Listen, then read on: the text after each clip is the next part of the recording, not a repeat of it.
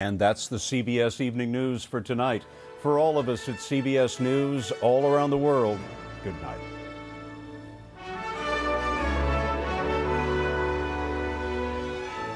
Good evening, I'm Alan Martin. I'm Elizabeth Cook. Dana is off tonight. Free trips, fees waived, and a whole lot of apologies. That is what Virgin America is promising tonight, all because a new reservations computer system is creating monumental headaches for the company and, of course, its passengers. Julie Watts explains some people called day after day, and they were put on hold for hours. Julie? Yeah, Alan, we recently received a phone call from a viewer who said Virgin America has long been his favorite airline with great customer service, but all that changed about a month ago. We've just transitioned to a new reservations platform. As a result, we're still working through some temporary web issues, and hold times may be longer than usual.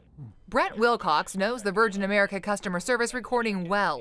He's had to sit through it dozens of times in an attempt to book a simple airline ticket. I'm very, very angry. It started on November 25th, and for 7 good days, for at least 10 times each day, I was put on hold for a minimum of 18 minutes to an hour and 22 minutes. And he's not alone. There are dozens of similar complaints online from Virgin America customers who've spent as many as 11 hours on hold, still never reaching a customer service rep.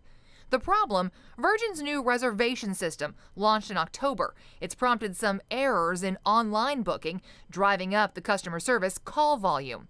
According to Virgin America, it's working round the clock to resolve web issues. It's increased staffing by 45%, and as of yesterday, the hold times were down to an average 15 to 23 minutes, but some guests continue to experience issues.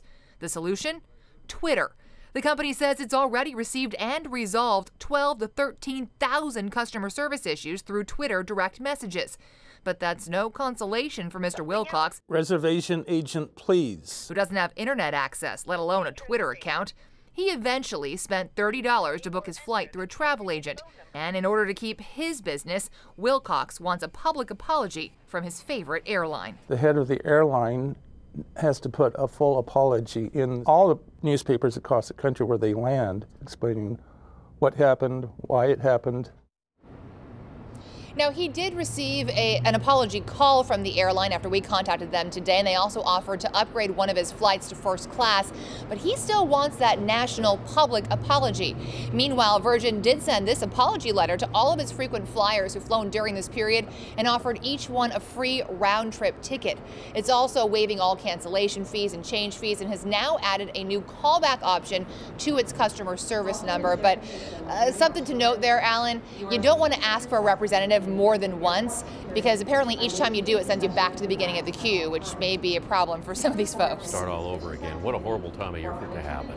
Absolutely. All right, Julie, thanks so much.